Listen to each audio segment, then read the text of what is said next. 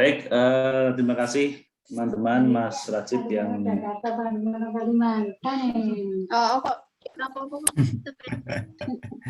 mohon di mute, Mbak Fitri Suharyanti. Fitri, di mute Fitri.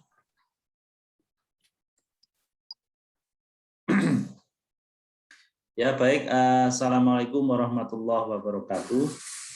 Waalaikumsalam warahmatullahi wabarakatuh. Waalaikumsalam warahmatullahi wabarakatuh. Semoga masih semangat ini teman-teman untuk mengikuti kelanjutan dari kursus ini. Ya. Biasanya jumlah sedikit itu lebih tangguh daripada yang banyak. Ini semoga sisa-sisa sedikit ini yang terseleksi untuk mengikuti pelajaran lebih serius. Yang akan kita bahas kali ini satu pokok bahasan yang menurut saya sangat penting, ya sangat penting, dan ini ilmu langka. Jadi mohon nanti dicermati, terutama ketika Mas Rajib mempraktekkan bagaimana menghitung volume tampungan, misalnya waduk atau yang lain. Ya, jadi tolong diperhatikan betul-betul ini ilmu langka ini. Ya. Namun sebelum Mas Rajib nanti membimbing untuk praktek GIS-nya, saya akan berikan pengantar ya seperti biasa. Sebentar, saya carikan ini. Nah ini.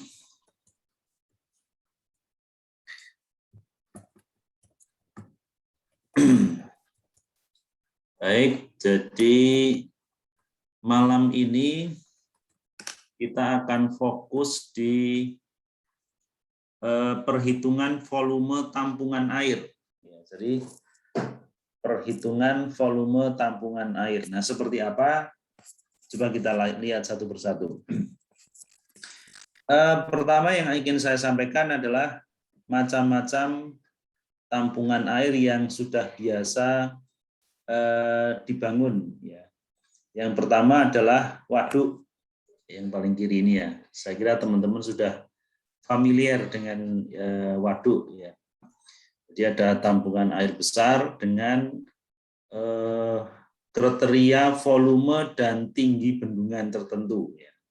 Ketika ini sudah di atas 15 meter, itu sudah bisa dinamakan waduk. Ya. Kalau di bawah itu masih masuk kriteria embung. Atau 15, di bawah 15, 10 sampai 15, tapi mempunyai kapasitas volume tertentu, itu juga bisa masuk di kategori waduk. Ya. Semuanya ini tampungan air ya, cuman bentuknya berbeda-beda. Kalau ini adalah ada suatu areal luasan tertentu, kemudian dibendung di bagian paling hilir. Nah, kemudian setelah dibendung akan ada tampungan air, nah itu kemudian semuanya diberi nama waduk. Yang kedua embung. Embung itu hampir sama seperti waduk, tetapi ukurannya lebih kecil ya. Di beberapa tempat istilahnya agak berbeda-beda. Ada yang mengatakan situ, ada yang mengatakan embung, ya, ada yang mengatakan rawa ya, rawa embung maksudnya. Ada yang sedikit berbeda antara embung dan waduk. Kalau waduk itu pasti ada aliran sungai yang masuk. Tetapi kalau embung itu tidak selamanya seperti itu. Jadi ada yang sumber airnya itu dari aliran sungai yang masuk, tapi ada yang benar-benar mengandalkan tampungan air hujan. Nah, yang ketiga itu long storage. Ya, long storage itu hampir seperti waduk, cuman bentuknya memanjang sepanjang sungai. Ya, jadi ada sungai, kemudian dibendung. Nah, tampungan yang ada di sepanjang sungai itu kita sebut sebagai long storage. Ya, tampungan tapi bentuknya memanjang. Nah, kemudian yang berikutnya ini adalah estuary dam. Estuary dam secara prinsip sama dengan waduk. Ya, jadi dia dibendung di bagian hilir, tetapi lokasinya itu ada di laut. Ya, lokasinya ada di pantai, mohon maaf, ada di pantai. Jadi kalau misalnya ada teluk, kemudian mulut teluk itu dibendung, ya, sehingga masih ada percampuran air laut dan air tawar ketika dibangun. Tapi lama-kelamaan nanti air laut akan terdorong keluar, sehingga yang tersisa di estuary dam itu hanya air tawar saja. Kemudian sekarang yang sedang ngetren dibangun ya oleh beberapa negara itu namanya coastal reservoir atau coastal reservoir gitu ya. Nah, ini hampir sama dengan estuary dam, tetapi kalau estuary dam itu letaknya masih di darat, dia berupa teluk, tetapi kalau coastal reservoir sudah benar-benar di laut. Jadi laut kemudian dibendung. Ini kan tadinya awalnya laut, ya, awalnya laut dibendung, kemudian ada tampungan air di sini yang bisa digunakan untuk berbagai macam keperluan. Nah, malam hari ini kita akan fokus pada bagaimana menghitung volume tampungan air tadi. Ya, setidaknya kalau kita memahami salah satu, misalnya nanti contohnya waduk, itu tentu bisa mengukur yang lain. Nah, tujuan perhitungan volume itu apa? Paling tidak kalau di sipil itu ada dua. Yang pertama adalah untuk, mohon maaf,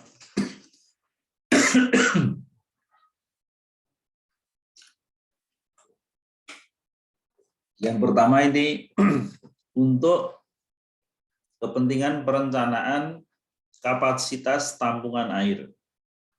Ya, jadi ketika pertama kali kita mengidentifikasi beberapa lokasi untuk dijadikan waduk, maka perlu adanya identifikasi mana saja lokasi yang bisa digunakan. Nah, itu kita ukur kapasitas tampungannya.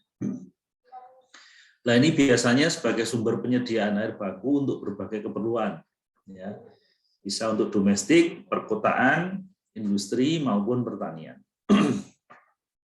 Yang kedua adalah untuk pemeliharaan. Ya, kalau waduk itu sudah jadi, itu biasanya akan mengalami pendangkalan. Pendangkalan itu akibat dari sedimentasi dari beberapa sedimen yang dibawa oleh sungai-sungai yang masuk ke waduk itu. Nah, untuk memelihara usia waduk agar tetap volumenya itu seperti sedia kala, sebagaimana saat direncanakan, maka perlu adanya pengerukan sedimen atau dredging. Nah, seberapa besar volume yang harus dikeruk itu harus diukur. Ya. Jadi kalau misalnya perencanaan awal kedalaman waduknya itu misalnya 25 meter. Nah, kemudian kita ukur ulang ternyata kedalamannya tinggal 20 meter atau tinggal 15 meter. Berarti ada pendangkalan sedalam 10 meter yang harus dikeruk. Nah, untuk memastikan berapa sedimen yang harus dikeruk itu harus dilakukan pengukuran ulang. Nah, nanti pengukuran volume sebelum, sesudah, kemudian ketika pelaksanaan itu menjadi sangat penting. Nah, sehingga teknik yang malam ini akan kita pelajari bersama itu merupakan hal yang cukup urgent dalam pemeliharaan sebuah waduk. Nah, coba kita lihat bersama-sama. Yang pertama mengenai perencanaan kapasitas tampungan. Ya, jadi logikanya gini. Ini skema berpikirnya itu kita mulai dari neraca air ini. Ya, neraca air itu adalah perbandingan antara ketersediaan air yang ada dibandingkan dengan kebutuhan air yang ada. Kebutuhannya itu ada domestik, perkotaan, industri, irigasi, pertahanan, dan lain-lain. Itu kebutuhan airnya. Kemudian ketersediaannya itu bisa dari debit sungai ataupun dari hujan. Ya. Setelah dihitung, maka bisa dilihat neracanya atau imbangannya. Ketersediaan dikurangi kebutuhan itu hasilnya seperti apa.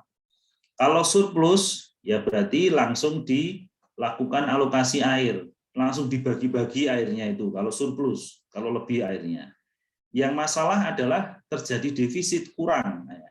Jadi air yang dibutuhkan itu jauh lebih besar daripada ketersediaannya. Artinya kan terjadi kekurangan air.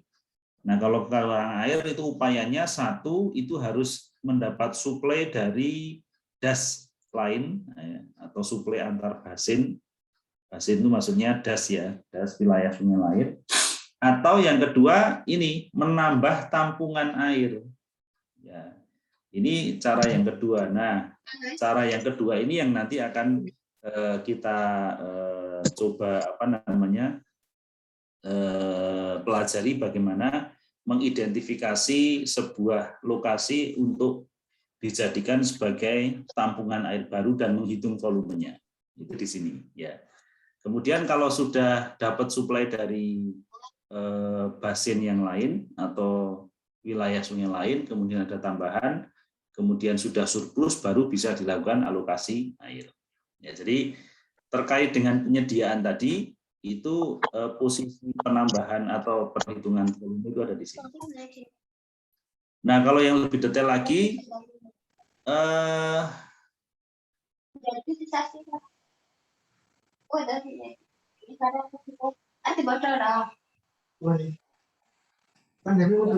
bisa di-mute ya Mas Rajib.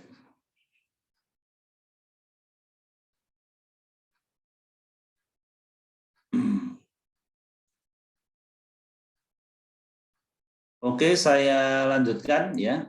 Jadi untuk tahap-tahap perencanaan itu biasanya ada yang namanya kalau di sumber daya air itu seperti master plan ya. Pola rencana itu seperti master plan. Master plan pengelolaan sumber daya air.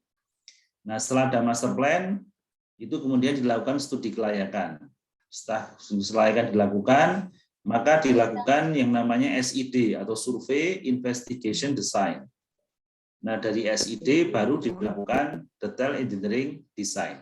Nah, posisi perhitungan volume itu ada sejak di master plan. Master plan itu sudah ada perhitungan volume. Untuk apa? Untuk mengetahui kapasitas yang bisa dikeluarkan oleh waduk itu. Ya. Kemudian nanti akan didetailkan di pengukuran ketika SID dan akan detail lagi ketika di DED. Baik, kemudian yang kedua dredging tadi ya. Yang pertama adalah untuk perencanaan tampungan, yang kedua perhitungan volume itu untuk dredging. Jadi dredging itu adalah pengerukan ya, pengerukan. Nah, untuk melakukan itu maka perlu ada pemetaan dasar perairan. Pemetaan ini adalah untuk dilakukan dengan eco-sounding ya. Jadi gambarannya ini kalau ini kapal, kemudian dia bisa memetakan dasar perairan. Jadi saya tadi gambarkan kalau misalnya awalnya kedalamannya 25, kemudian setelah di eco-sounding ternyata menjadi 15, berarti ada pendangkalan sedalam 10 meter, itu yang harus yang harus digali, ya, harus digali.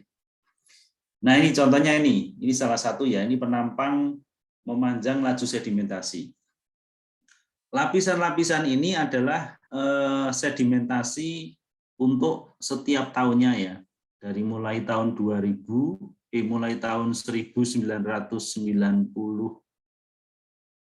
ya ini ya, sampai dengan 2010. Nah, ini awalnya ini damnya ya, ini damnya atau bendungannya, kemudian ini waduknya, airnya. Awalnya itu dasarnya di sini. Awalnya. Kemudian terjadi sedimentasi, kemudian semakin dangkal, semakin habis ini. Ya, semakin habis volume air yang bisa ditampung karena semakin sedikit ruangannya. Nah, ini adalah volume yang harus dikeruk. Nah, ini kan untuk menghitung volume awal dan volume ketika mau dikeruk itu kan diperlukan teknik yang nanti bisa dijelaskan oleh Mas Rajib. Nah, kemudian ini gambaran dredging ya. Dredging itu pengerukan yang bisa dilakukan dengan seperti ini. Satu mini.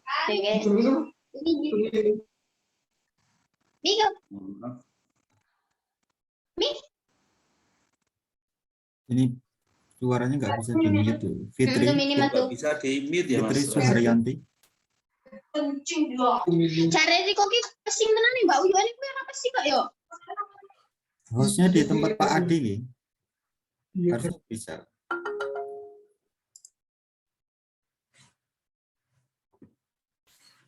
Hilang. Bentar. Ya. Oke, lah ini dredging itu ada dua macam. Yang pertama dikeruk dengan menggunakan begu, ya. Kemudian yang kedua itu dengan disedot, ya disedot. Jadi endapannya itu di semacam diublak dulu ya, baru diublak itu apa bahasa Indonesianya ya? Diaduk itu ya. Kemudian setelah itu disedot pakai kapal kayak gini. Kemudian nanti kapal ini dihubungkan dengan pipa yang panjang untuk pembuangannya. Nah ini kan harus diketahui volume sebelum, kemudian volume ketika sudah di dredging, apakah sudah sesuai dengan kondisi awal ketika dibangun volumenya. Nah itu kan sangat penting sekali teknik untuk mengetahui volume sebuah waduk tadi. Nah, ini kan prosesnya. Ya, ini ada penyedotnya ya, alat penyedotnya di sini. Kalau ini alat penyedotnya di sini, ini alat penyedotnya ini dimasukkan di air, dihubungkan dengan pipa panjang, kemudian dibuang ke bagian pembuangan. Saya kira itu Mas Rajib yang bisa saya sampaikan untuk pendahuluan ini. Intinya bahwa teknik penghitungan volume sebuah tampungan air itu sangat vital untuk kegiatan analisis sumber daya air. Baik untuk identifikasi awal ketika mencari potensi waduk ataupun untuk proses pemeliharaan. Ya, ketika di pemeliharaan kan dibutuhkan kondisi awal sebelum dikeruk dan kondisi akhir ketika sudah dikeruk. Ya, apakah pengurukannya itu sesuai dengan rencana atau tidak. Jadi ini memang sangat penting. Jadi mohon teman-teman nanti bisa memperhatikan bimbingan dari Mas Rajib, langkah-langkahnya bagaimana. Karena ini nanti sangat berguna ketika teman-teman sudah ada di dunia kerja. Itu saya kira Mas Rajib yang bisa saya sampaikan untuk awal. Silakan nanti dilanjutkan untuk praktek penghitungannya. Demikian nanti akan dilanjutkan oleh Mas Rajib. Saya tutup. Assalamualaikum warahmatullahi wabarakatuh. Waalaikumsalam warahmatullahi wabarakatuh. Waalaikumsalam warahmatullahi wabarakatuh. Terima kasih Pak Adi atas penyampaian materinya. Kita akan lanjut untuk prakteknya, bagaimana kita memanfaatkan GIS dengan software ArcGIS dalam hal ini untuk simulasi ya genangan dan menghitung luasan genangan dan menghitung volume genangan. Jangan salah diksinya ya, ini genangan bukan kenangan. Jadi nanti ini anak-anak malam minggu nggak keluar ini belajar genangan ini agak nggak cocok mungkin ya Pak ya. Yang ketawa sensitif.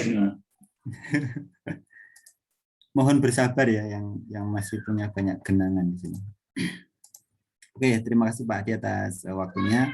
Saya akan melanjutkan di sini beberapa materi ya. Bentar, saya akan memperlihatkan ada gimana caranya? Oh, gini aja.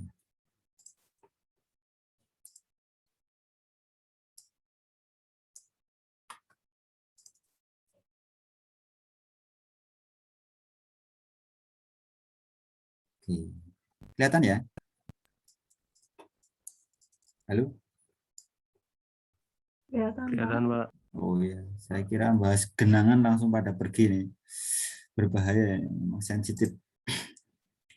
Ya, Terima kasih kesempatannya. Kita akan melakukan simulasi genangan banjir dan kita akan bisa melihat bagaimana ArcGIS itu membantu kita untuk mensimulasikan luasan dan volumenya.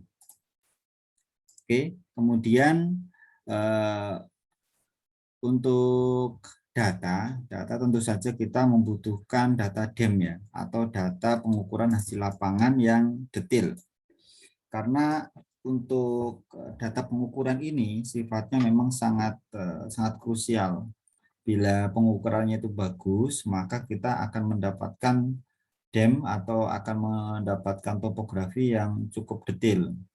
Kan tetapi kalau misalkan pengukurannya itu sedikit tidak presisi atau memang sangat tidak presisi, maka simulasi kita juga akan terpengaruh oleh hal tersebut.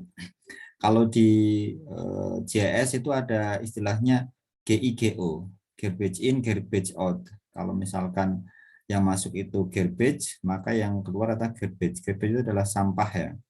Jadi teman-teman diharapkan pada saat akan melakukan analisis menggunakan GIS atau untuk secara umum sebenarnya ya.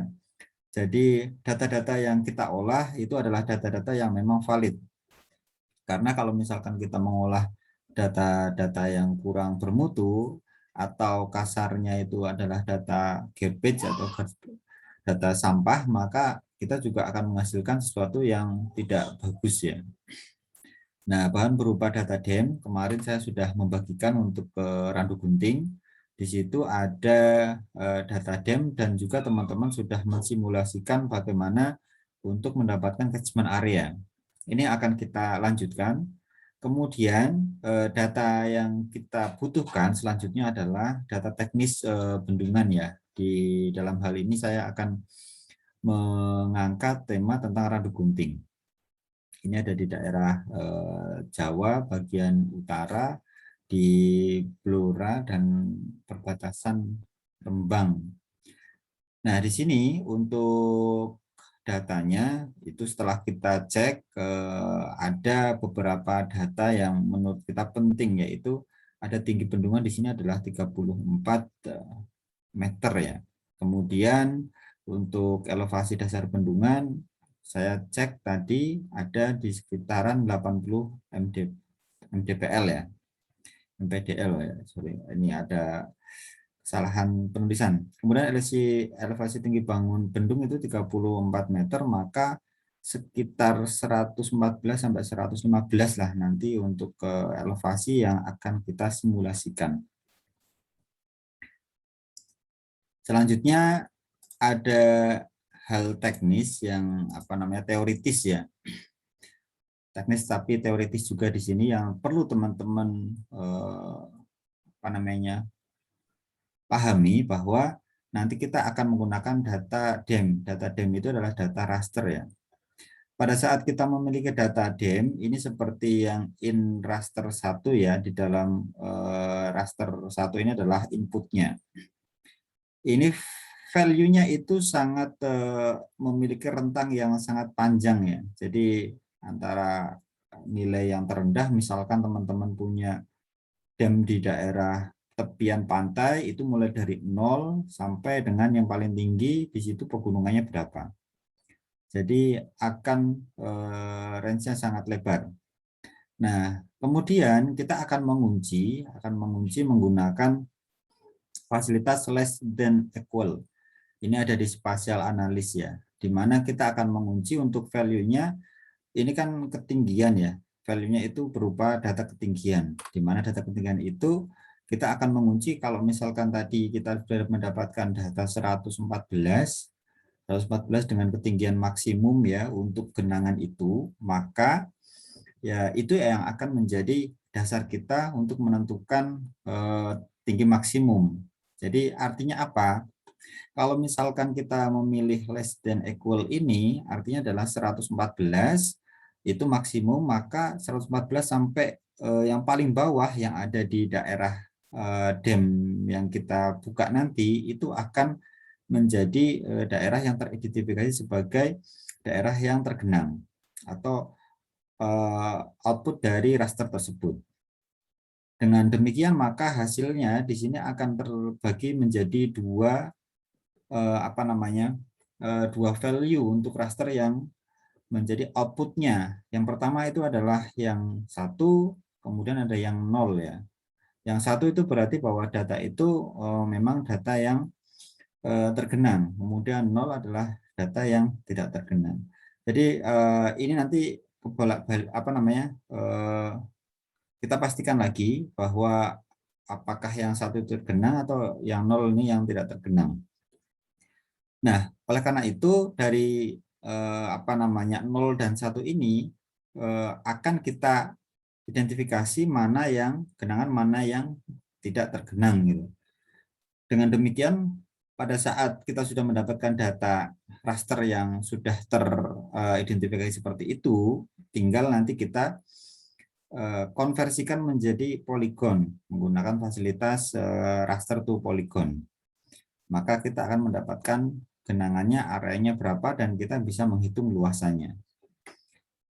Oke, nah ini fasilitas yang bisa teman-teman nanti pakai, less than equal ya. Jadi ini sebagai kalkulator raster yang akan mengidentifikasi mana daerah yang menjadi genangan, mana yang tidak tergenang.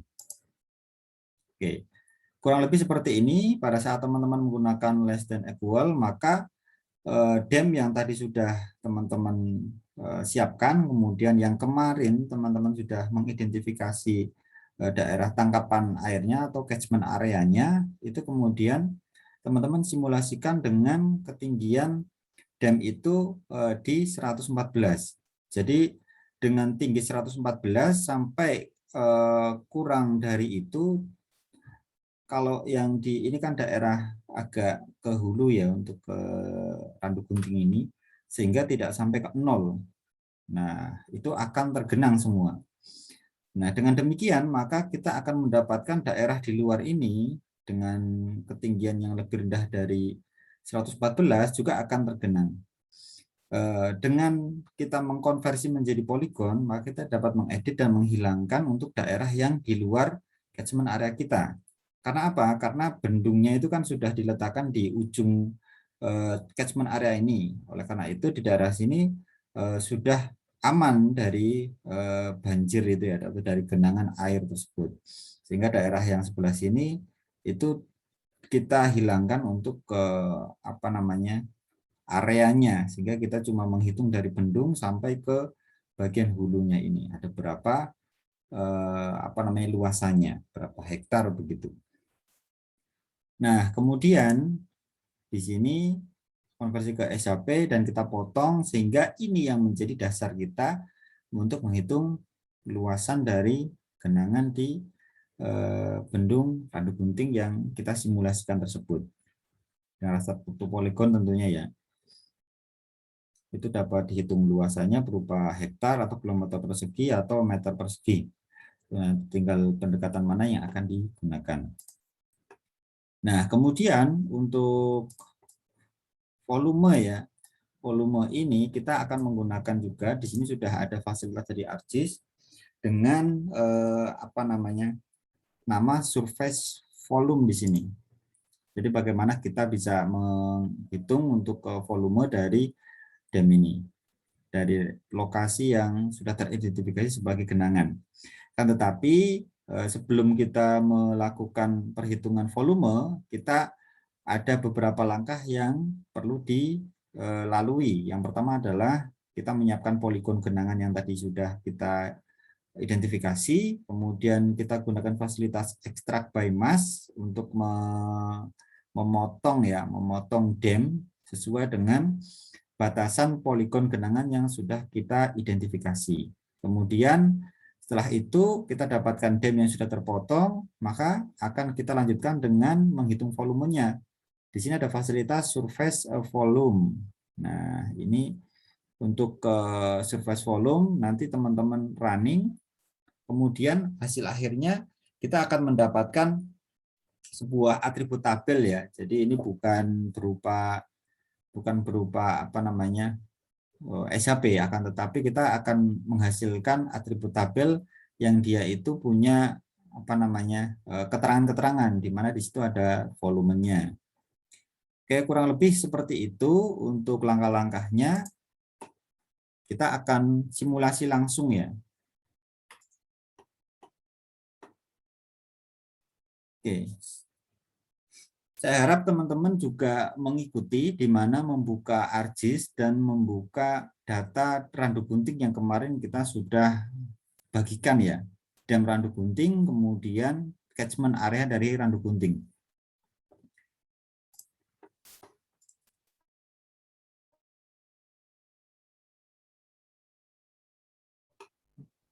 Oke. Ini hasil yang saya lakukan pada pertemuan sebelumnya. Nah, di sini ada catchment areanya ya yang sudah kita identifikasi. Kemudian di sini ada juga untuk dam-nya. Dam ini adalah yang paling penting di sini. Setelah itu kita identifikasi catchment areanya untuk membatasi agar kajian kita tidak keluar dari catchment area ini. Bentar.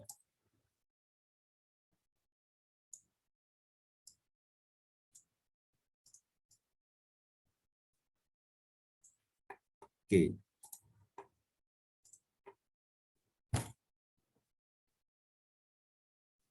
Langkah yang pertama, kita akan melakukan, teman-teman sambil melihat ini ya. Nanti saya seperti biasa akan meminta salah satu dari teman-teman semua untuk mensimulasikan ya. Jadi langkah pertama kita akan membuat sebuah logic ya. Logic di sini namanya adalah less than equal. Kita cari dengan kata kunci less than equal.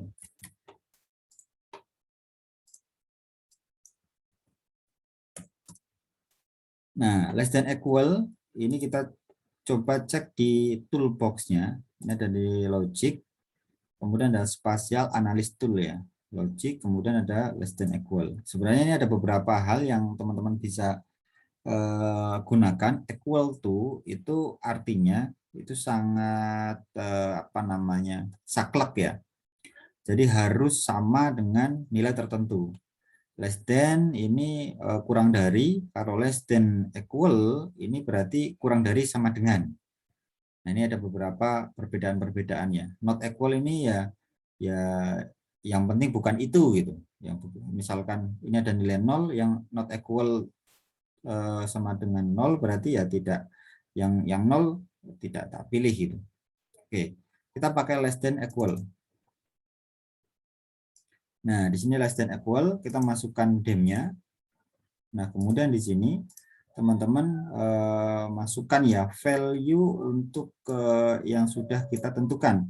Tentunya ini kita dapatkan dari hasil perhitungan yang sudah dilakukan sebelumnya. Nah, spesifikasinya tadi kita dapatkan angka 114. Nah, katakanlah kita kunci di 114 ya. Nah, tempat penyimpanan silahkan kalau teman-teman ingin menyimpan di mana itu, di lokasi yang sudah ditentukan. Saya pakai default aja di sini.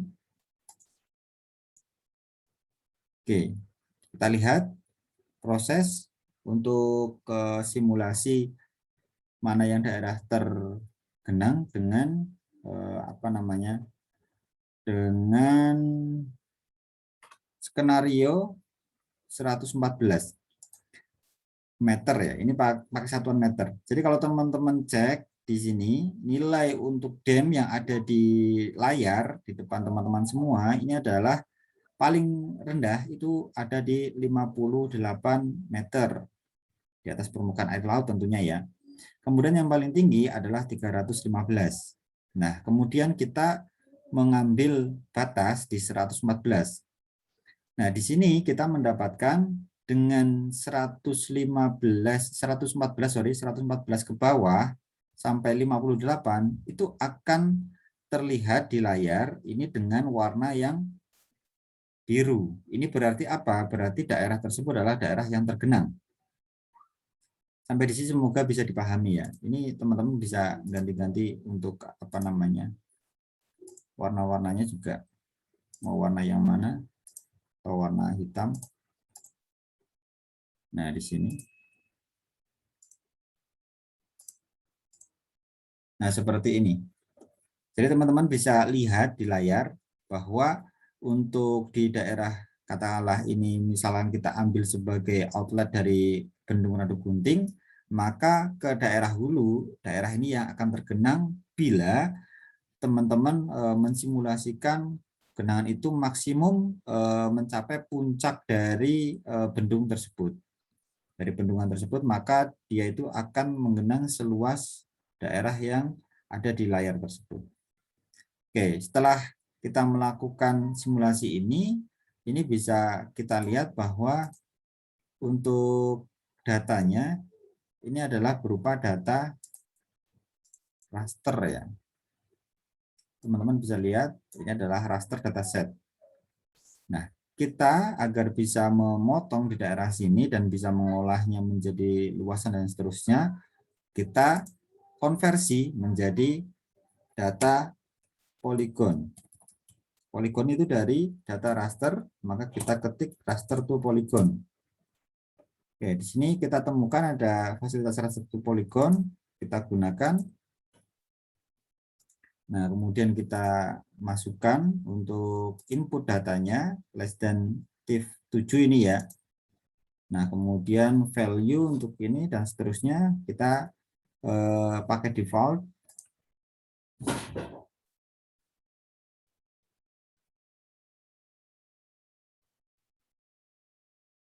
Nah, teman-teman sekarang sudah mendapatkan untuk lokasi ya. Lokasi berupa data SHP di sini. Sudah terkonversi dari data raster ke data SHP. Nah, teman-teman bisa melakukan editing di sini. Agar lebih spesifik, saya sarankan untuk editingnya diaktifkan dari sini. Klik kanan, kemudian di sini ada edit feature gini kan. Kemudian pakai start editing. Nah, teman-teman pilih untuk yang mana akan dipotong gitu. Nah, kemudian teman-teman pakai fasilitas potong ini. Nah, di sini ada trik yang mungkin jarang dipakai, tapi ini sangat bermanfaat untuk teman-teman bisa memotong dengan akurat. Di sini ada namanya trace ya. Nah, trace ini akan mengikuti poligon yang sudah ada. Kita menggunakan poligon yang Randu Gunting ya untuk catchment areanya Randu Gunting. Nah, ingat untuk konsep memotong itu harus dari luar poligon yang akan kita potong targetnya sampai keluar lagi poligon yang akan kita potong atau target tersebut. Sehingga dengan demikian kita akhiri prosesnya itu akan terpotong. Tetapi jika teman-teman memulai dari luar terus berhenti di tengah-tengah itu kan belum melewati poligon yang akan kita potong, dia itu akan gagal. Kalau ini sudah dari luar terus sampai keluar lagi. Oke, kita sudah dapatkan ini ada data simulasi kita untuk genangannya ya.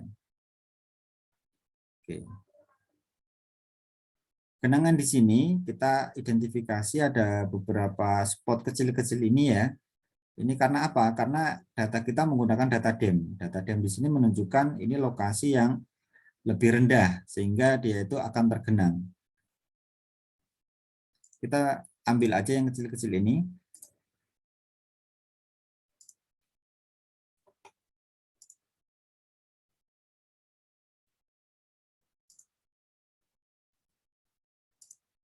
Nah, teman-teman bisa menggunakan fasilitas selection di sini agar kita tidak terlalu banyak data ya. Ini cuma kita keluarkan menjadi tema tertentu akan tetapi tidak mengubah data aslinya. Jadi ada create layer from selected feature. Ini sebagai tampilan aja. Oh, jangan lupa untuk stop editing setelah kita melakukan pemotongan tersebut. Nah, ini adalah lokasi yang menjadi hasil simulasi banjir genangan ya. Artinya apa? Artinya misalnya kita membuat bendungan di sini dengan ketinggian 114 mdpl dengan ketinggian berapa tadi 34 meter ya, maka akan tergenang seluas ini.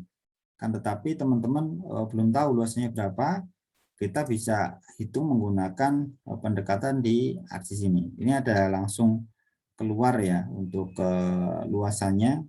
Ini kalau misalkan otomatis semacam ini biasanya berada di editing untuk SHP di dalam geodatabase. Itu akan keluar shape areanya. Tetapi untuk luasan di sini biasanya akan otomatis keluar. Kalau misalnya kita ingin yang spesifik gitu, luas hektar gitu, kita bisa membuat field baru, double. Nah, tinggal kita hitung dengan hektar. Mana hektar? Hektar. Lain. Totalnya berapa? Totalnya kita bisa menstatistikkan di sini.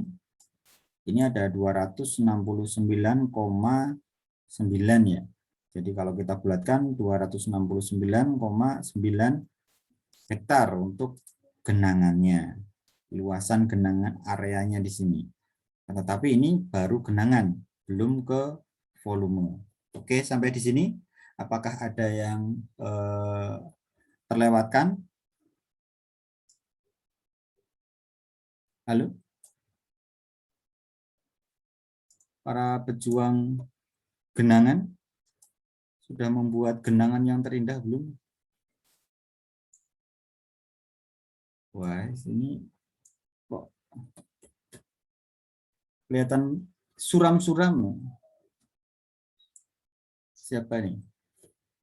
Kemarin Ezlan sudah ya. Arul, coba Arul ini. Ya, Arul paling pertama tadi ya yang masuk ke sama siapa, sama Dian ya. Ini janjian atau gimana? Kok masuknya barengan tadi?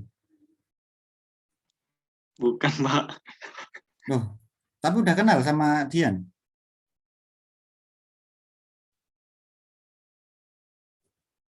Sudah? Gimana, Pak?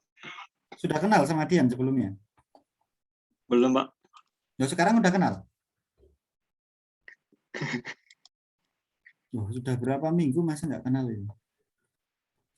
Oke, sampai di sini coba untuk hasil Arul sampai mana ngikutinya?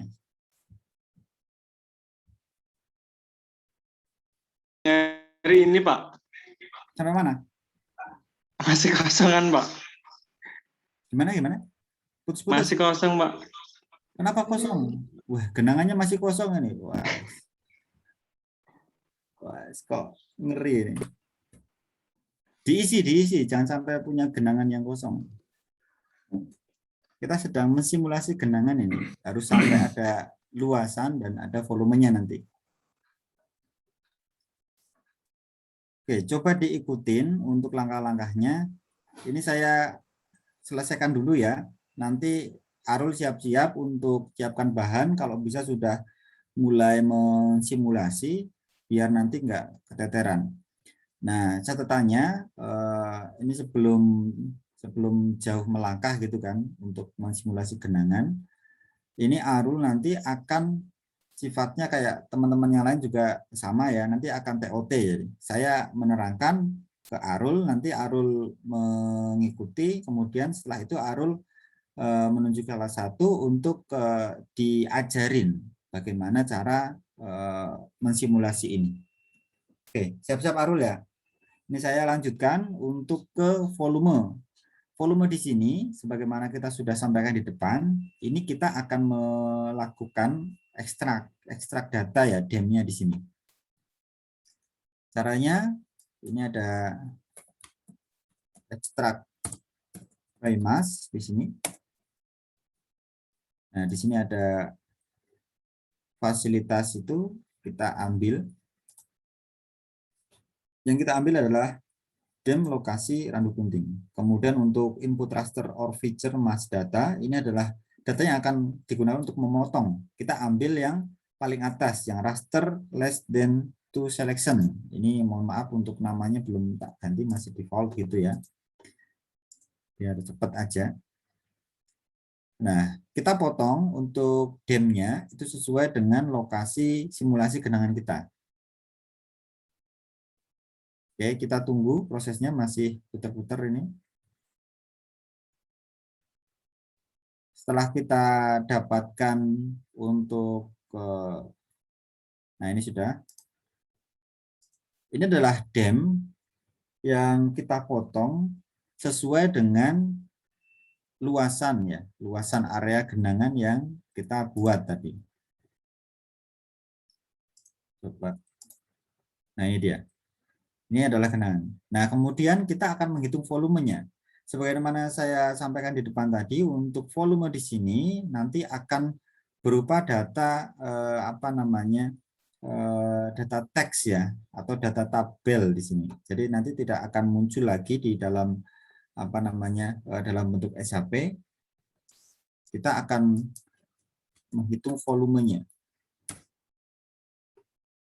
Nah, kalau teman-teman pernah mendengar ada cut and fill gitu ya, cut and fill. Nah, cut and fill ini juga bisa menggunakan metode yang sama, tetapi kita akan menggunakan untuk genangan ya, karena cut and fill itu kan ada biasanya yang ada yang di cut, ada yang di fill, ada yang diisi. Jadi gunung dipotong, kemudian untuk mengisi yang dia itu cekung-cekung. Nah, berapa jumlah volume masing-masing yang ada di cekungan itu dan ada yang di permukaan itu biasanya pakai ini juga.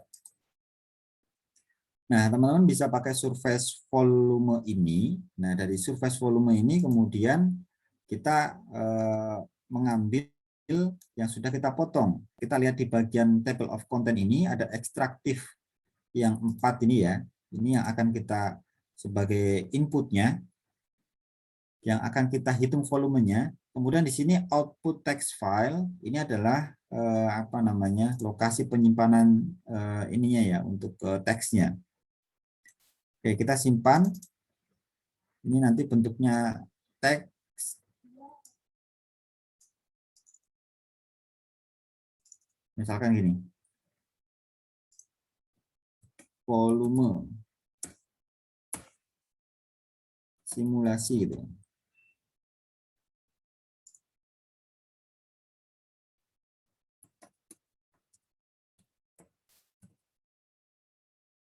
Genangan.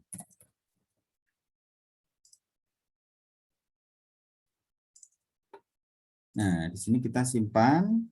Nah, di sini ada reference plan ya. Jadi teman-teman bisa lihat seperti yang tadi kita sampaikan juga. Ini ada konsep cut and fill. Kalau cut itu biasanya untuk lokasi yang ada di lebih tinggi. Kalau fill untuk daerah yang lebih rendah. Karena kita akan menghitung yang daerah yang lebih rendah di bagian bawahnya, maka kita pakai yang below. Below itu yang di bawah. Kita akan menghitung yang di bawah. Oke, kemudian plan hitnya itu kita isi 114 di sini. Sesuai dengan yang tadi sudah kita lakukan di sini ya, 114 juga kan. Kalau teman-teman lihat di ekstraktif 4 ini ya, untuk ketinggian maksimum 114. Oke, kita sudah menghitung, udah menyiapkan untuk penghitungan secara otomatis. Setelah itu kita klik OK. Nah, ini sudah jalan untuk penghitungan volumenya. Nah, teman-teman bisa lihat di sini ada satu tabel ya. Nah, ini kita sudah mendapatkan volumenya. Tentunya volume ini dalam satuan meter kubik ya. Nanti kalau teman-teman ingin menggantinya dalam liter atau dalam satuan yang lain, tinggal dikonversi. Karena di sini untuk satuan-satuan yang ada di DEM itu menggunakan meter. Oke, sampai di sini kita sudah mendapatkan data-data yang kita butuhkan. Yang pertama itu luasan tadi berapa, kemudian ini volumenya kita dapatkan berapa, ini angkanya cukup banyak ya untuk dibaca. agak susah, jadi kita bisa lakukan penyederhanaan sehingga mudah dibaca. Jadi ini 26.200 sekian meter kubik untuk volumenya. Oke, sampai di sini. Nah, kalau teman-teman ingin konversi menjadi Excel, ini biasanya kan padahal cuma satu baris gitu ya, sebenarnya nggak dikonversi menjadi Excel nggak apa-apa.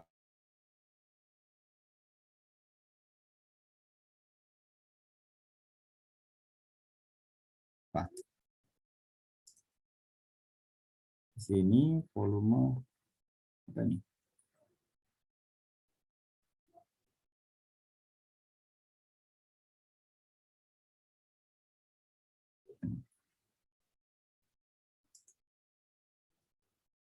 Halo, masih kelihatan nggak? Masih, Pak. Masih, Pak. Masih ya? Oh, tadi ada pemberitahuan dari mana itu? Dari Zoom. Tak kira langsung hilang. Oke, ini dokumen. Kita letakkan penyimpanannya di mana? Di sini. Luasan genangan Randu Gunting 114 meter dengan simulasi 114 meter. Oke, sudah oke.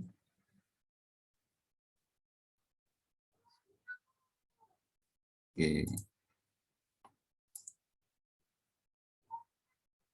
Nah, ini kita sudah mendapatkan Excel-nya. Excel-nya ini kan sangat familiar ya, teman-teman. Tinggal dipakai aja untuk ini. Oke. Ada pertanyaan sebelum kita mencoba praktek? Bisa diikuti nggak langkah-langkahnya? Pak, saya mau nanya, Pak. Silahkan. Itu tadi yang data raster untuk poligon yang genangan tadi itu dapat di mana ya, Pak? Dulu sudah kita share untuk pertemuan berapa itu? Ada yang masih ingat nggak yang lain? Kalau pertemuan pertama kan yang minggu lalu itu, yang hari Sabtu itu data randu guntingnya mau buat kontur. Nah, kalau yang kedua itu saya nggak ikut, Pak, soalnya lagi perjalanan ke Solo. Aduh, gimana, Ru? Kamu nggak ada? Minta teman-teman yang lain coba, yang lain yang sudah punya datanya. Untuk kontur kayaknya sama ya, pakai data itu sama. Datanya Iya, Pak. itu pakai itu Yang di dem-demnya. kontur itu kalau nggak salah kemarin data bendungannya, lokasi bendungan sama data demnya. Nah, itu data demnya yang dipakai itu. Cuman kalau yang untuk buat poligon tadi itu Pak buat sendiri berarti, Pak? Iya, itu kan teman-teman sudah diajarin caranya kan. Jadi itu hasil simulasi yang sudah teman-teman lakukan. Baik, Pak.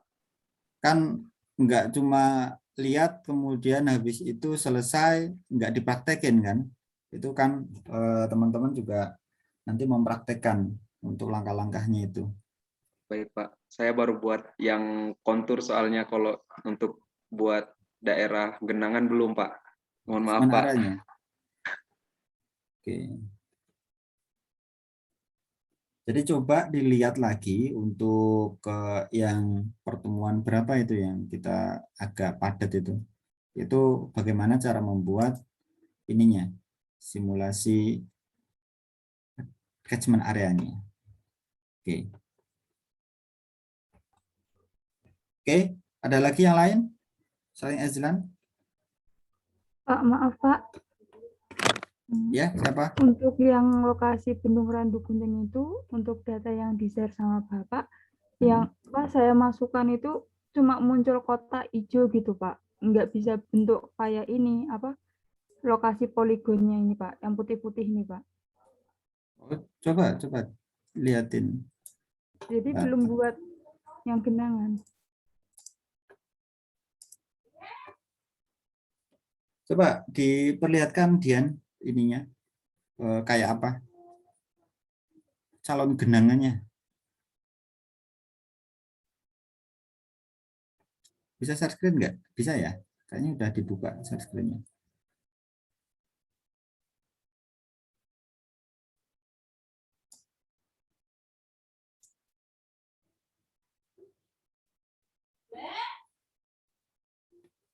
DTA-nya belum bikin. Ini loh Pak, apa yang hijau kecil ini loh Pak. Itu lokasi bendung.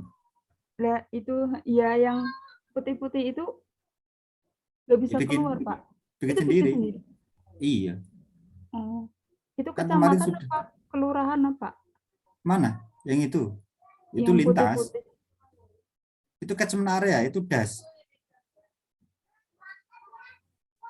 Coba dibuka YouTube yang rekaman kemarin, coba. Yang mana ya? Yang kemarin Pak. Yang pertemuan udah 3 minggu yang lalu kalau nggak salah. Iya Pak, nanti saya buka Pak. Coba dibuka sekarang ininya, apa namanya, yang itu rekamannya. Bentar ya Pak. Mana ya? Bukan. Belum. Pertemuan berapa Pak? Nggak tahu, coba cek lagi. Saya juga nggak begitu ingat. Coba 3 minggu yang lalu coba. 3 minggu berarti 10, 9, 6, 7. Coba yang 7. Iya itu sama Pak, saya juga bertanya-tanya itu yang bikin putih-putih itu gimana. Jadinya belum bikin genangannya Pak. Meeting room-nya. Iya, karena saya juga harus ikut meeting yang lain ini. Coba ke tengah. Yang mana Pak? Pada saat kita ingin tahu berapa luasan, kampung itu akan bergabung menjadi satu. Ini bukan yang ini Pak, rekaman yang ini. coba di bagian akhir. Ya ada cetan, ada rendu gunting nggak di situ? Bukan berarti. Terus setelah ini pertemuan berapa tuh kita? Yang ini 8 Pak. Nah itu. Ini ya Pak. Itu kan sudah di ini kan, sudah di apa namanya, sudah dilalui. Jadi, nah itu cara membuat. Yang ini bukan Pak. Yang lokasi bendung ini bukan Pak. Itu kan bahan, itu bahan, dua-duanya bahan. Nah, setelah bahannya Bukan itu disampaikan, teman-teman memprosesnya, baru dapat yang putih-putih tadi itu. Nah yang ini Pak, yang lokasi bendung dukun ini kayaknya belum di-share Pak. Bisa apa? Nah itu tadi coba cek yang rekaman yang tadi. Yang di WA itu loh Pak, kan RAR kan Pak. Di ekstrak itu nggak ada Pak. Ya memang nggak ada kan, bikin sendiri. Iya Pak. Kan teman-teman itu di apa namanya? Itu ada DTR Randu Kuning itu apa? Itu hasil. Ya. Oh itu dari tempatku ya. Iya Pak. Oke, nah ini kan langkah-langkahnya untuk membuat catchment area, dan catchment area itu sangat dasar ya bagi teman-teman yang akan mengambil peminatan di sumber daya air. Kalau teman-teman nggak bisa melewati yang ini, apa namanya, bagaimana membatasi catchment area, ini cukup fatal ya kalau misalkan teman-teman mengambil di sumber daya air ini.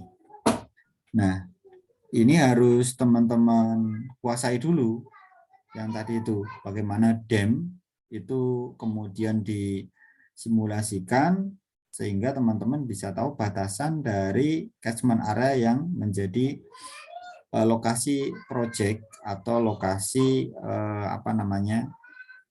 kajian, misalnya teman-teman riset gitu. Kalau misalnya teman-teman kerja di project, ya itu ya juga menjadi hal yang perlu teman-teman kuasai juga, karena pada saat teman-teman tidak bisa menguasai untuk pembatasan catchment area, ini kedepannya juga akan susah, karena kan di situ ada genangan, kemudian di situ ada yang lain juga, dan seterusnya. Itu akan menjadi hal yang PR nanti ke depannya. Oke, berarti belum ada yang mensimulasikan catchment area yang tadi itu? Kalau saya belum, Pak. Yang lain, Ezlan belum? Belum, Kalau Pak. Arul? Belum, Pak. Baru sampai kontur. Oh. Terus ada siapa lagi nih? Raden Abinur. Yang lain sudah belum? Kukuh ini biasanya sudah ini. Rajin ini. Ada anaknya enggak ini? Ada Pak, tapi ini nggak bisa buka laptop Pak. Ada pemadaman listrik Pak di sini Pak. Nah ini nyala. Ini pakai HP saya Pak. Wah, pemadaman listrik. Di mana kamu? Saya di Cangkringan Pak. Hujan Mana? soalnya. Cangkringan. Rumah saya dekat Cangkringan tapi enggak pemadaman listrik. Di mananya Pak? Di bawahnya. Di bawah tanah ya. Di selatannya.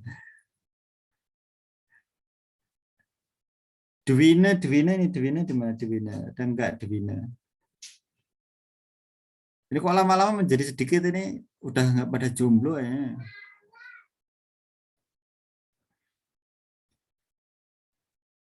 Mana enggak ada suaranya? Dwina mana Dwina? Ahmad Fauzi mana Ahmad Fauzi? Halo Pak, iya. Halo. Gimana sudah yang tadi ditanyakan? Sudah simulasi belum? Sudah Pak, tapi sekarang saya lagi nggak dengan laptop Pak. Laptop saya dipakai ibu saya. Boleh dipakai ibunya. Ibunya Iya, ikut pelatihan dipinjam. juga. Siapa namanya di sini?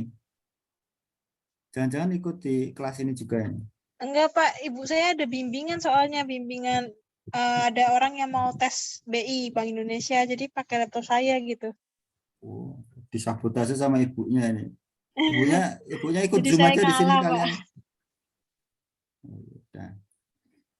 Siapa lagi? Raden Abinur Saputra. Gimana? Gimana genangannya?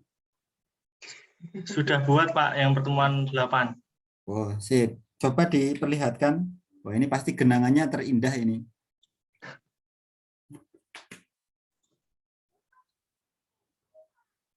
Jadi catatan ya, walaupun teman-teman sudah mengikuti sampai tahap ini, tahap yang sebelumnya dipersiapkan juga, karena yaitu sebenarnya sebuah rangkaian ya. Oke. Panggilanmu apa? Raden atau Abi? Apa Nur? Abi, atau Saputra? Abi, Ya. Pak. Ini namanya jejir-jejir panjang banget. Abi? Iya, Pak. Bapakku dewe. Ini tolong di select untuk yang apa namanya watershed ini, kemudian sama sisakan sama demnya. Oh, saya sudah bikin Pak untuk yang pertemuan hari ini. Hari ini, rajin banget kamu. Mana. Ini Sebentar, Pak. mahasiswa teladan ini. Oh mana? UJB? Iya Pak. Semester berapa? Semester 7. Jangan-jangan dapat bocoran dari Pak Ninjo ini. Enggak lah. Anaknya Pak Ninjo jangan satu rumah. Oke. Mana nggak ada putih gitu? Nah ini Pak. Baru sampai sini tadi Pak. Oh ya, terusin berarti. Kalau sampai sini, yang tadi yang watershed tadi dipanggil ke sini, Bi. Ini Pak, sudah. Sudah. Ditaruh di atasnya dong. Ketutupan kalau itu. Oh ya. Nah, ini coba dipotong, Bi, untuk ke daerah sini. Kamu letakkan kursornya di raster Telesta 1 itu, yang baris kedua, klik kanan, kemudian pilih edit feature, kemudian di situ ada start editing.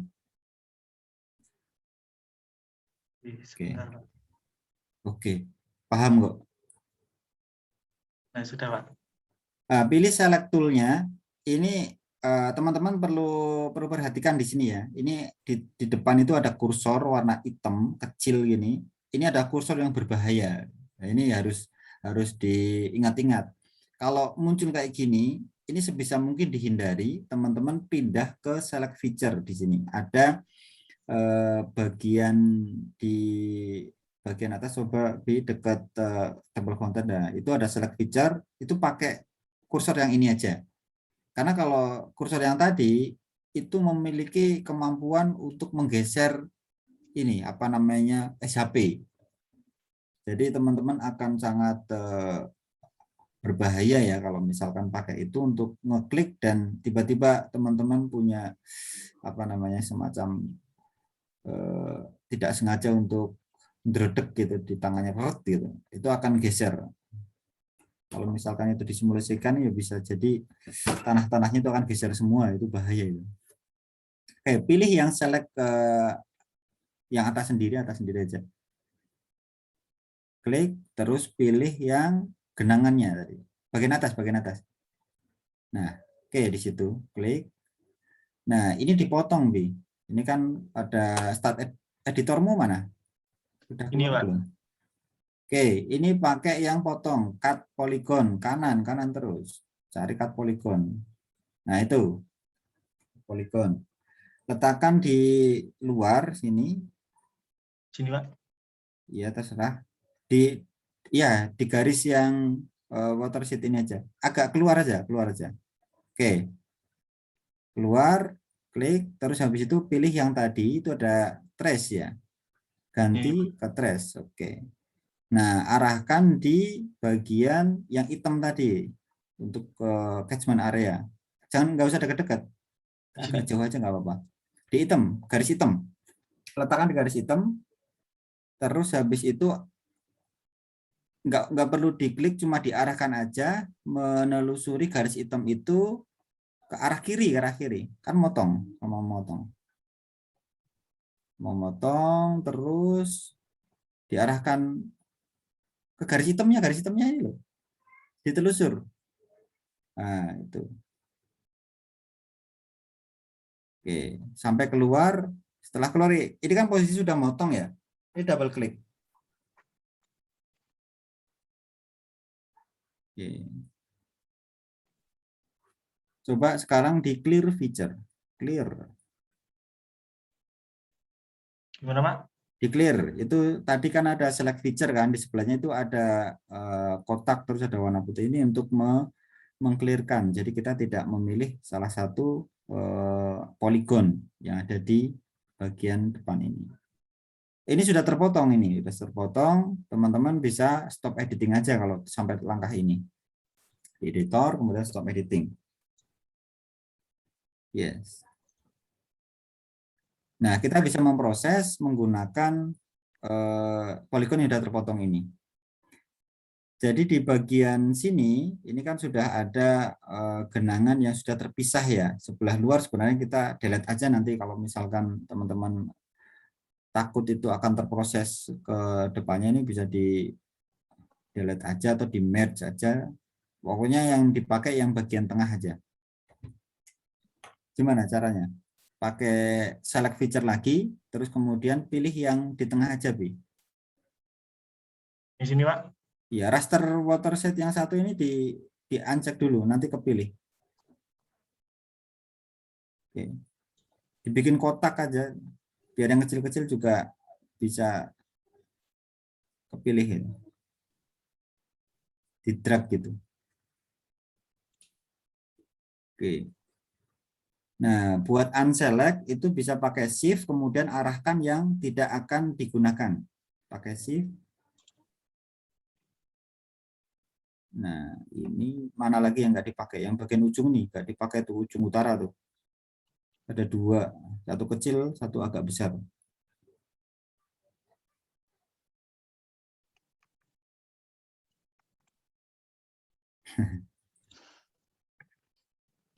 Jangan di garisnya, di poligonnya.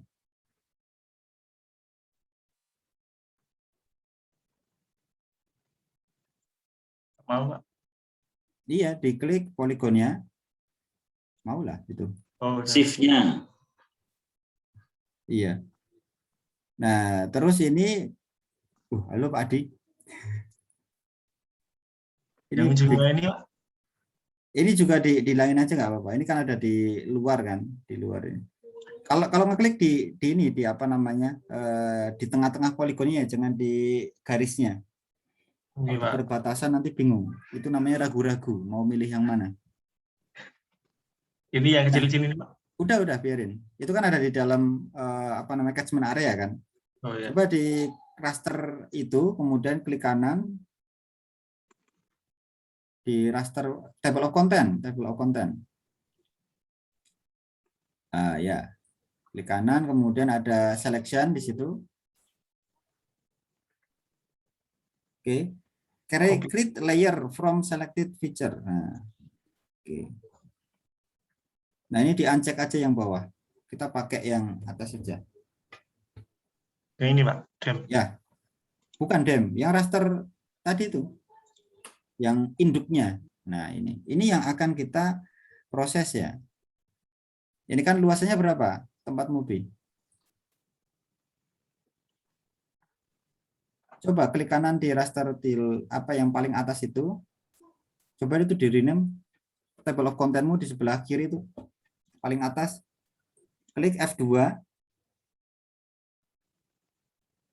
F2 terus kasih nama apa deh? Genangan gitu. Apa itu? Genanganku. Nah, kayak klik kanan open atribut tabel sekarang coba klik.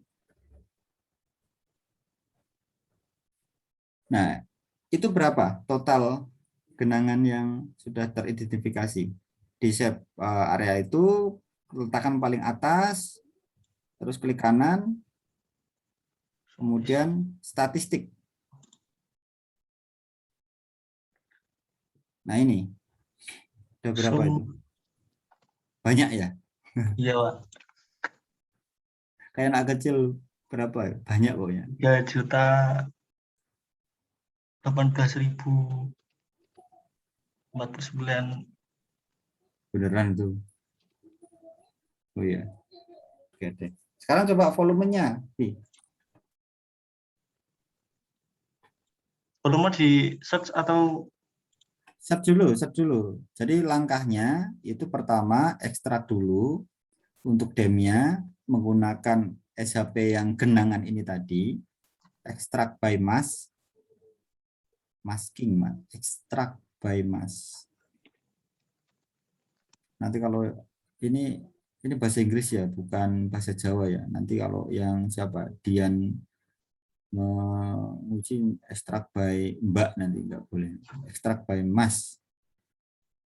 Nah ini. Oke, klik.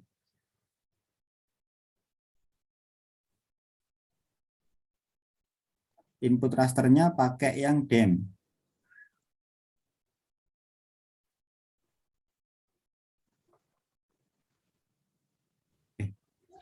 Demo yang sudah terpotong belum ya, ini proses ya. Dem lokasi betul, kemudian untuk input rasternya atau feature-nya kita pakai feature, kita pakai genangan. Oke, kalau pakai penyimpanan default. Udah? Belum ya?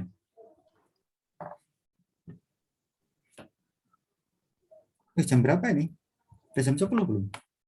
8.43. Tak kira udah jam 10. Sudah ini Pak. Mana? Ya, belum ada kok sudah. Jangan mendahului ya. Mana Bi? Coba di apa namanya? Di geoprocessing lihat di result-nya. Geoprocessing ada result di bawah result. Coba cek di paling atas current session plusnya dibuka. Ini masih loading Pak. Nah, wow. Sudah selesai. Nah ini udah, nah tadi belum. Oke, tutup yang genangannya. Kita fokus di dam yang sudah diekstrak ini. Dam yang bawah juga boleh ditutup aja. Oke, kita menghitung untuk volume yang ada di depan ini ya, area yang sudah kita pilih ini. Caranya pakai volume surface volume. Di search ada surface volume.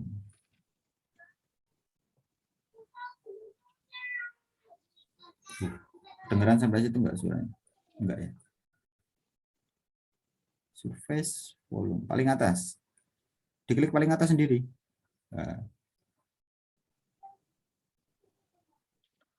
Nah, pakai yang ekstraktif 1.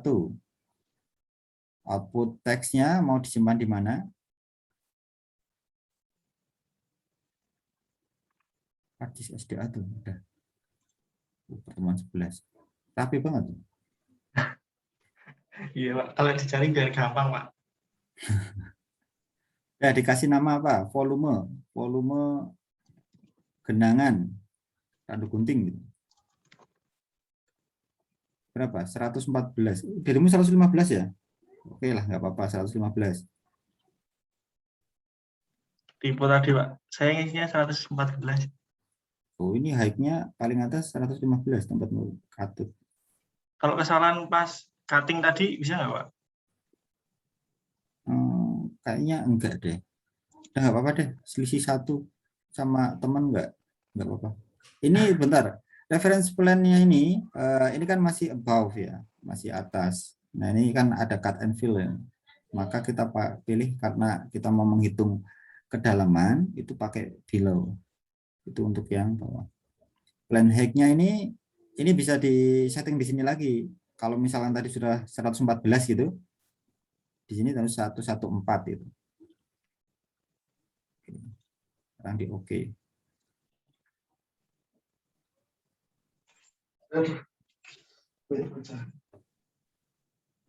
Oke, ini udah selesai. Ini lihat ke klik kanan di paling bawah itu ada atribut ya, atribut baru, di open. Nah, mana belum lihat. Nah, ini volumenya itu dalam meter kubik ya.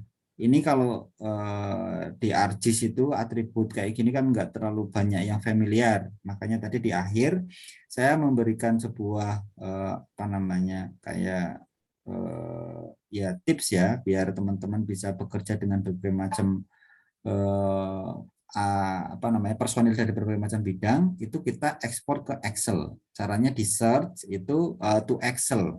Kita bisa pakai fasilitas itu. Ini semua atribut yang ada di sini, misalnya ada SHP, itu juga bisa di ekspor to Excel ini. Jadi teman-teman kalau misalkan bisa melakukan pivot gitu kan, itu bisa pakai ini. Excel table to Excel. Table itu maksudnya adalah atributnya ya, atribut table ya. Nah, inputnya itu pakai volume genangan Randu Gunting. Nah, kemudian di situ tempat penyimpanannya, nah ini tentukan kalau yang ini. Jangan sampai menyimpan sembarangan, karena nanti nggak tahu lokasinya. Ketik di situ, volume genangan Randu Gunting. Dengan nama yang sama nggak apa-apa. Oke, save. Nah, biasanya untuk pilihan ini, saya cek yang paling atas, use field alias as kolom header ya. Ini artinya paling atas nanti itu akan menjadi header ya. Jadi menjadi terlihat warna yang berbeda. Jadi memudahkan ini artinya itu sebagai judul dari tabel yang akan diekspor ini. Kemudian oke.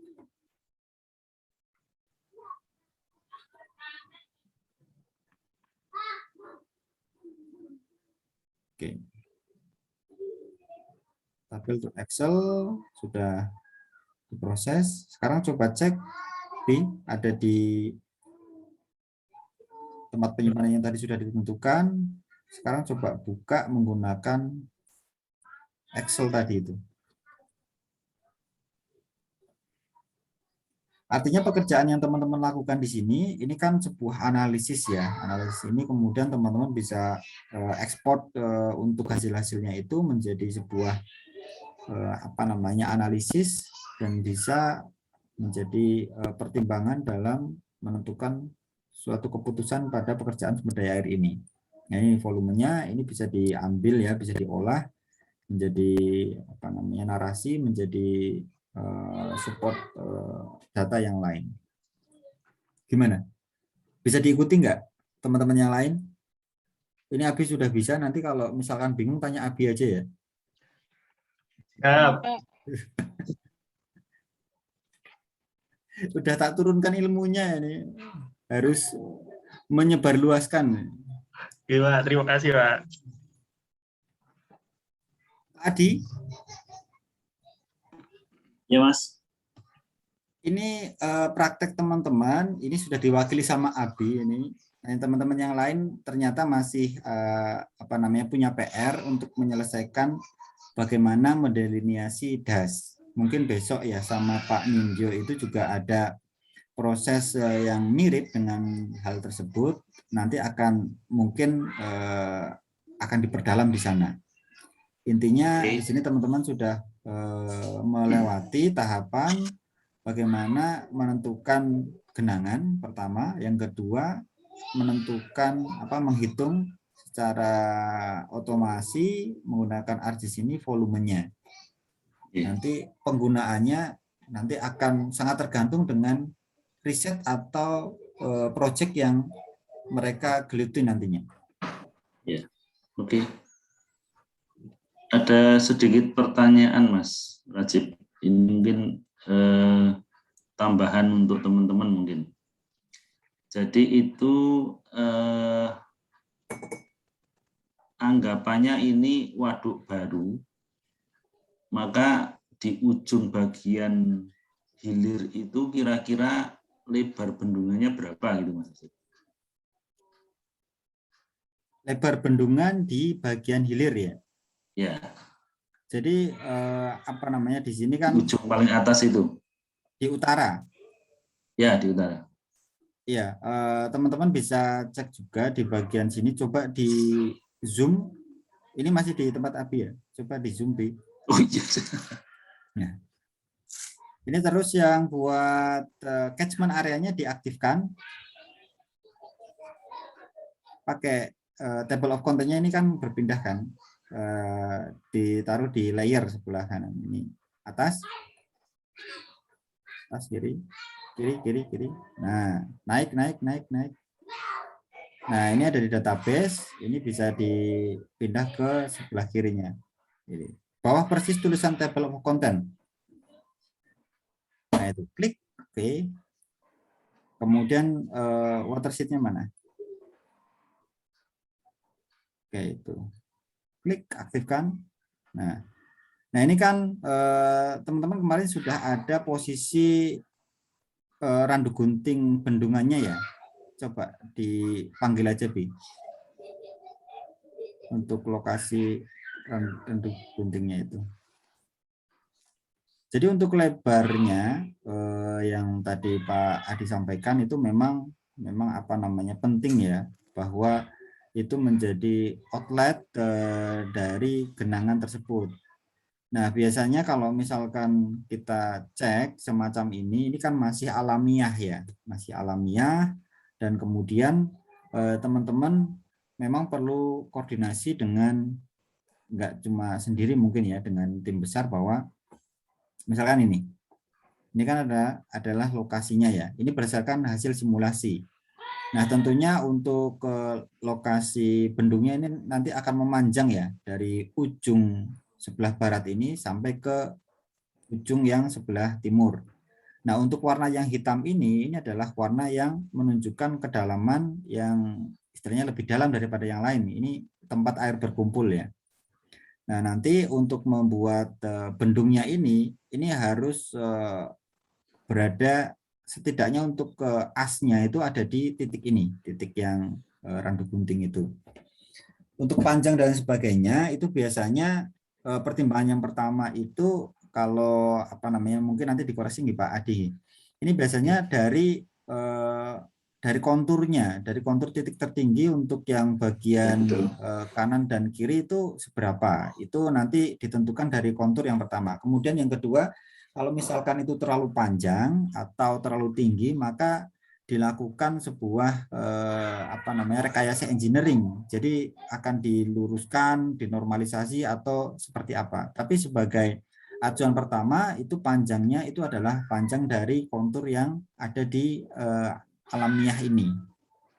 Nanti bisa dihitung nanti teman-teman untuk membendung pokoknya maksimal tanpa ada rekayasa engineering itu sekian. Ini teman-teman bisa menghitung dari ArcGIS ini. Di atas itu kan ada penggaris ya, mana penggaris Muji? B. Kok tutup ya? Oke. Nanti nggak apa-apa. Intinya itu memang penting untuk menentukan outlet kita ada di mana, kemudian di situ panjang bendungnya berapa, sehingga nanti bisa menentukan itu untuk airnya itu tidak berubul itu Bapak. Tidak melimpas gitu. Mungkin itu Pak Adi, nanti mungkin ada tambahan, silahkan dilengkapi. Ya. Ini teman-teman harus memahami ya bahwa ini adalah sekali lagi kondisi alamiah gitu ya, alamiah. Tapi nanti dalam prakteknya itu mestinya ada beberapa simulasi tinggi tinggi sama lebar bendungannya ya. Tadi nanti ditentukan dengan elevasi itu ya Mas ya, konturnya ya berarti ya nanti ya. Elevasi, ya. Jadi nanti misalnya ini tadi kan tingginya 34 gitu ya. Ini misalnya waduk baru ya, waduk baru kita mau bikin waduk di situ. Misalnya 34. Oh, ternyata luas genangannya segini, mengendangi kanan kiri ada rumah berapa. Diturunkan misalnya jadi 25. Nah, itu nanti kan mestinya genangannya beda, luasannya beda, volumenya beda gitu ya. Nah, itu nanti aplikasinya di dunia kerja semacam itu. Ya, kita bikin simulasi beberapa ketinggian, simulasi beberapa panjang dari bendungan, sehingga nanti ketahuan yang paling optimal itu mana, yang paling optimal mana. Itu saja tambahannya Mas Rajib. Terima kasih. Terima kasih Pak Adi. Memang betul ini baru satu skenario ya. Jadi nanti teman-teman ada beberapa skenario ya, mulai Q2, Q100 atau Q berapa ya, itu menunjukkan tingkat urgensi misalkan untuk simulasi sedimen atau untuk banjir paling ekstrim gitu, untuk genangan paling ekstrim. Nanti itu akan punya beberapa hasil ya. Ini kan yang Abi tadi sudah simulasi itu adalah genangan ini ya. Ini genangan 114. Ini misalkan ada perhitungan maksimal gitu. Misalkan Q maksimum. Terus nanti kalau misalkan nanti ada perhitungan lagi Q2 atau Q berapa, ini nanti dibuat semacam ini yang persis langkah-langkahnya, tetapi nanti untuk ketinggian yang berbeda. Begitu. Mungkin itu Pak Adi dan teman-teman semua yang bisa saya sampaikan. Waktu dan tempat saya kembalikan lagi ke Pak Adi. Ya, oke. Terima kasih Mas Rajib. Jadi teman-teman semua, jadi disampaikan juga untuk teman-teman yang lain yang tidak bisa mengikuti perkuliahan pelatihan pada malam hari ini, bahwa yang sudah diajarkan oleh Pak Nindya ataupun Mas Rajib itu dari satu materi ke materi berikutnya itu beruntun ya, beruntun. Jadi materi yang sekarang pun itu bukan pakai bahan tiba-tiba ada, tapi itu mestinya kan dari yang kemarin ya Mas Arsip ya. Jadi yang kemarin sudah dibuat, nah itu baru bisa dilanjutkan saat ini. Kalau mengandalkan yang saat ini ya berarti nggak bisa. Atau kemarin teman-teman ada yang nggak ikut satu kali pelatihan yang mungkin ketinggalan. Nah, itu bisa cari tahu di teman yang lain, sehingga nanti bisa tetap mengikuti sisa dari materi yang ada. Ya, sisa materi yang ada masih ada 2 atau 3 ya, saya lupa ya. Itu nanti tetap bisa mengikuti. Jadi cek lagi rekaman-rekaman perkuliahannya, minta bahan-bahan bakunya, dilatih lagi, kemudian nanti agar lebih mahir untuk mengolah datanya. Ada yang ditanyakan sebelum saya tutup, teman-teman? Pak, saya mau bertanya ke Pak Rajib. Ya, silakan. Pak, saya mau kembali ke materi awal dulu, Pak. Yang waktu kita ngedigitasi sungai, Pak. Nah, itu kan ada yang namanya ketika kita digitasi itu nanti kita ngecek apa ketika line-nya itu bertabrakan saling silang gini kan, Pak. Nah, saya itu masih bingung, Pak, ketika mendigitasi sungai, itu kan ada yang ketika nyampai misalnya di sungai utama, terus mau buat cabang tuh, saya biasanya ada beberapa yang saya buat lanjut di atas, ada beberapa yang dari titik itu baru saya mulai digitasi, Pak. Kira-kira itu berpengaruhnya nanti di mana ya, Pak? Sebenarnya kalau hasil akhirnya, kalau misalkan itu sesuai dengan yang didigit, itu tidak masalah.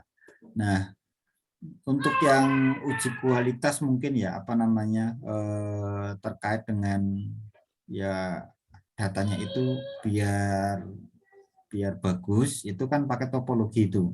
Topologi itu untuk mendeteksi untuk misalkan garisnya itu melebihi atau belum sampai. Nah, tapi kalau misalkan teman-teman secara default itu pakai yang snapping, itu biasanya datanya itu sudah apa namanya sudah nyambung gitu. Nah, kalau yang tadi ditanyakan itu mungkin terkait dengan apa namanya sungai. Tadi kan sungai ya jalan ya, tadi Aslan. Itu dari digitasimu dari apa namanya? Dari ujung mana? Dari misalnya hulu atau hilir. Sungai utama terus ada cabang gitu kan, Pak. Kan biasanya cabang itu nyambung gitu. Nah, itu bisa disambung aja lewat atasnya gitu, atau ketika menemu cabang sungai utama itu berhenti dulu terus lanjut digitasi gitu, apa gimana, Pak? Oh, potongnya soalnya itu kan ya? Kalau yang poligon kan nanti ketika kita cek topologinya kan, kalau misalnya tumpang tindih atau nggak nyampe kan kita bisa nyambungin tuh, Pak. Ya. Nah, kalau lain kemarin, nah itu saya lagi maksudnya daripada ngelanjutin, maksudnya kalau misalnya ada yang salah kan bisa dicek, Pak. Nanti saya digitasi lagi gitu, Pak. Kalau untuk yang sungai utama, biasanya kalau lanjut ke atas, selama dia itu masih sungai utama sampai atas itu biasanya saya pakai satu apa namanya satu line gitu. Tapi kalau misalkan ada cabang, itu ya tetap kita ambil dari sungai utama itu, misalkan di sini gitu kan. Itu ya kita mulai dari sungai itu, kita digit lagi itu jadi satu segmen baru. Jadi itu kayak anak sungai gitu kan. Pakai itu. Kayak gitu bukan yang dimaksud Aslan atau yang lain? Iya, Pak. Iya, masing-masing itu sebenarnya kalau secara ideal itu karena nantinya juga ada beberapa simulasi juga, itu secara ideal kalau misalkan ketemu dengan segmen yang lain itu dipotong. Itu kalau misalkan kita membuat kayak kemarin itu kan sempat kita buat jaringan sungai itu, nanti mungkin diulang di tempatnya Pak Ninjo. Itu setiap kali ada pertemuan segmen itu dipotong otomatis oleh softwarenya. Nah, kalau misalkan kita pakai data itu apa namanya konsep itu, maka itu akan dipotong untuk setiap kali ketemu segmen yang baru. Akan tetapi kan kadang kita sebagai apa namanya manusia gitu, manual gitu, kadang ada yang kelebihan, ada yang kurang, dan misalkan potongnya di sini gitu, nggak sampai gitu kan, atau malah kelebihan ke sana setelah garis itu bisa jadi sangat-sangat mungkin terjadi. Oleh karena itu ada proses namanya topologi itu. Jadi kita bisa mendeteksi mana yang garis yang nggak nyambung, mana garis yang apa namanya over gitu. Oke. Tapi secara umum kalau misalkan kita digit sungai itu ya kita apa namanya istilahnya lurusin aja sampai atas. Nanti tinggal dipotong-potong itu lebih presisi nanti. Intinya nanti hasil akhirnya sama, per segmen itu akan terpisah. Baik Pak. Terus mengenai satu lagi nih Pak. Ya. Kan kemarin kan Bapak bilang kalau misalnya kita digitasi itu skala 1:100.000. Ya. Nah, terus kan ketika kita mau buat sungai itu kan kecil tuh Pak untuk garisnya ketika pakai skala 1:1000. Betul. Nah, 100.000 ya 100.000. Nah, terus kalau misalnya ketika kita ngedigitasi misalnya sungainya itu kita zoom gitu Pak, tanpa kita kunci itu berpengaruh nggak Pak dengan skala yang harus kita pakai gitu Pak? Secara Pengaruhnya konsepnya, di mana gitu Pak? secara konsep gini, itu kan namanya digitasi on screen ya. Jadi yang terlihat di screen itu yang menjadi skala yang akan kita hasilkan. Jadi misalkan teman-teman mendigit di skala 100.000, itu artinya teman-teman menghasilkan data dengan kualitas data 100.000. Dengan kualitas data 100.000 yang akan terlihat ya yang ada di layar itu. Nah, kalau misalkan teman-teman nggak bisa melihat, kemudian zoom lagi biar kelihatan, itu skalanya akan berubah. Itu skalanya akan lebih detail. Jadi artinya apa? Artinya pada saat teman-teman menghasilkan data, sebenarnya di satu SHP itu ada beberapa skala yang teman-teman campur. Itu sebenarnya kalau dari sisi kualitas data itu sangat ya nggak konsisten gitu. Kalau 100.000, kalau yang kelihatan itu ya kita ambil, tapi kalau nggak kelihatan ya kita abaikan gitu. Karena datanya kita itu tergantung skala yang kita hasilkan. Kalau misalkan data skala detil sama skala yang tinjau gitu, mana yang dipilih, ya konsekuensinya pasti ada. Kalau misalkan skala tinjau gitu ya, yang kecil-kecil nggak akan kelihatan. Tapi kalau skala detil, maka kita akan mendigit dengan waktu yang relatif lebih lama dan ketelitian yang lebih tinggi. Itu, Eslan. Iya Pak, terus kan saya sudah melakukan perbandingan Pak sebelumnya. Jadi skala 1:100.000 sama skala detail tadi Pak, yang melalui zoom tadi. Nah, ternyata ketika saya digitasi areanya itu, yang detail itu tadi Pak, garisnya itu menjadi lebar Pak, sehingga poligon untuk misalnya tadi yang daerah, kalau kabupaten kemarin tuh. Nah, Kabupaten Ciamis tuh sama yang di sebelahnya itu jadi nggak nyambung Pak. Dia ketika saya zoom out tuh yang untuk Ciamisnya itu malah nggak nyambung gitu Pak, yang pakai skala detail. Sedangkan pakai 100.000 itu poligon. Ya Pak. Itu poligon. Iya, yang poligon juga gitu Pak. Saya lakukan perbandingan juga gitu. Kalau poligon gini, Eslan, kalau misalkan di zoom kemudian ternyata datanya itu tidak nyambung, itu berarti harus dievaluasi lagi, karena prinsip untuk mendigit poligon itu kan kita bikin poligon yang besar dulu. Iya Pak. Kemudian kita potong menjadi poligon kecil-kecil. Nah, kalau misalkan ada yang terpisah itu kemungkinannya ada dua. Pertama, kita membuat poligon itu kecil-kecil, misalkan poligon yang satu sama poligon yang sebelahnya gitu. Itu satu. Kedua, itu pakai yang tadi tuh. Jadi teman-teman pada saat start editing itu kan ada kursor yang warna hitam tadi. Ya, Pak. Nah, itu kursor yang cukup berbahaya itu. Nah, kalau misalnya kita klik kemudian teman-teman itu pegang mouse gini kan, mouse-nya itu agak getar dikit itu dan tidak stabil, maka itu akan geser. Kemungkinan dua itu, Eslan. Jadi kalau sudah melakukan konsep potong kue tadi itu, bikin yang besar dulu, kemudian potong kecil-kecil gitu, itu harusnya presisi. Tapi kalau misalkan ada rongga, itu biasanya terjadi karena start editing pakai yang kursor kecil dan klik ke sedikit itu akan geser. Itu sama aja kamu memindahkan lahan banyak sekali. Punya kuasa apa itu? Avatar. Baik Pak, terima kasih Pak. Oke, sama-sama. Sampun Pak Adi. Oke, ada yang lain teman-teman? Nggak ada ya, saya kira cukup jelas tadi yang disampaikan Mas Rajib, dan harapan saya memang seperti ini ya, jadi teman-teman juga aktif bertanya, aktif mengerjakan yang sudah arahkan gitu ya. Jadi ke depan kalau interaksinya lebih intensif, saya kira akan lebih bermanfaat. Sekali terima kasih buat teman-teman. Mas Rashid, terima kasih ya. Kita tutup session pada malam hari ini. Sebelumnya mohon maaf apabila ada yang kurang berkenan dari apa yang saya sampaikan dan Mas Rashid sampaikan. Saya tutup. Assalamualaikum warahmatullahi wabarakatuh. Waalaikumsalam warahmatullahi wabarakatuh. Waalaikumsalam warahmatullahi Matur nuwun Pak Adi, teman-teman semua. Terima kasih, Izin Pak. meninggalkan ruangan.